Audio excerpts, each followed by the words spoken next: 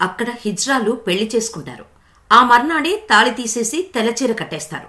ఏంటిదంతా అంటే మహాభారత యుద్ధానికి లింకు పెడతారు. ఎక్కడా పండుగ, ఆ రోజు ఏం జరుగుతుంది అనేది ఈ వీడియోలో చూద్దాం. ఏడాది పొడవునా సమాజంలో నిరాదరణకు గురైన హిజ్రాలకు ఆ పండుగ చాలా ప్రత్యేకం. తాము జీవితంలో పొందలేం అనుకున్న వేడుకైన పెళ్లి, తాళి కోసం ఎంతో ఆతృతగా ఎదురుచూస్తారు. ఆ పండుగ తెచ్చిన సంబరమే కూతాండవర్ ఆలయ ఉత్సవం. తమిళనాడులోని విల్లుపురం జిల్లా కూవగంలో ఉన్న కూతాండవర్ దేవాలయం హిజ్రాలకు ఆరాధ్య దైవం. ఏటా చైత్రమాసంలో వచ్చే ఈ ఉత్సవంలో వారు ఆ దైవాన్ని పెళ్లి చేసుకుంటారు. ఇలా వాళ్లు పెళ్లి చేసుకున్న మర్నాడే కూతాండవర్ మరణిస్తాడు. ఏడుస్తూ గాజులు పగలకొట్టి కొలనులో స్నానాలు ఆచరిస్తారు. దీని వెనుకున్న పురాణగాథ ఏంటంటే, ఓసారి ఓ హిజ్రా కృష్ణుడి పొందు కోరుతాడు. అలా చేస్తే ఆ పురుషుడు ఆ మర్నాడే మరణిస్తాడని కృష్ణుడు హెచ్చరిస్తాడు. అయినప్పటికీ సిద్ధం అన్న ఆ హిజ్రా ఇందుకు ప్రతిఫలంగా కురుక్షేత్ర సంగ్రామంలో పాండవుల తరపున యుద్ధం చేస్తానని మాటిస్తాడు. అప్పుడు మోహిని అవతారం దాల్చిన కృష్ణుడు ఆ హిజ్రా కోరిక తీరుస్తాడు. యుద్ధంలో 18 రోజులు సాయపడిన ఆ హిజ్రాను మోహినిగా కృష్ణుడు కరుణించిన మరణాడే మరణిస్తాడు. అందుకే కూవగల్లో 18 రోజుల పాటు ఉత్సవాలు చేస్తారు. 17వ రోజున మంగళసూత్ర ధారణ చేస్తారు. 18వ రోజు మంగళసూత్రాన్ని, గాజులను, పువ్వులు తీసేసి ఏడుస్తారు. కూవగల్లో మామూలు రోజుల్లో పెద్ద హడావుడి కనిపించదు. కాని చైత్ర పౌర్ణమి వచ్చిందంటే చాలు ఊరు జనసంద్రమైపోతుంది. కొన్ని వేల మంది హిజ్రాలు తరలివస్తారు. ఈ కూతాండవర్ మరెవరో కాదు, అర్జునుడి కొడుకైన ఇరావంతుడు. హిజ్రాల కథనం ప్రకారం కురుక్షేత్ర సంగ్రామంలో పాండవులు గెలవాలంటే ఒక గొప్ప వీరుడి బలిదానం జరగాలట. అలాంటి వీరుడు అర్జునుడే అని గుర్తిస్తాడు శ్రీకృష్ణుడు.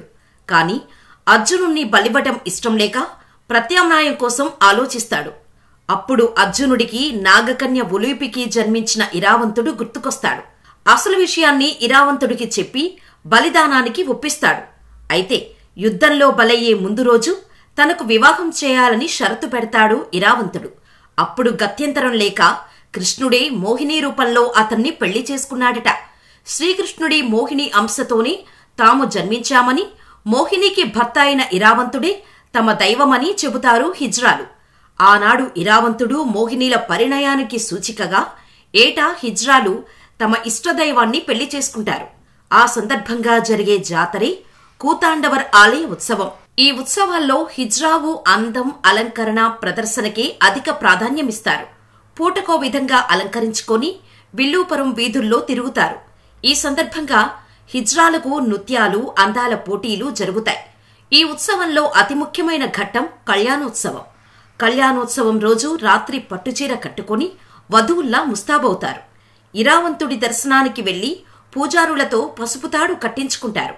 ఆలయ నియమానుసారం మగవాళ్లు కూడా తాళి కట్టించుకోవచ్చట.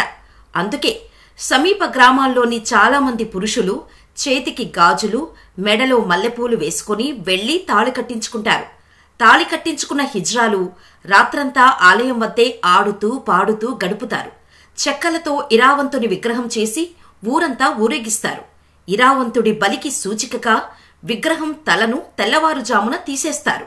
అంతవరకు ఆనందోత్సాహాలతో గడిపిన హిజ్రాలు ఇరావంతుని బలి తర్వాత ఏడవటం మొదలు పెడతారు.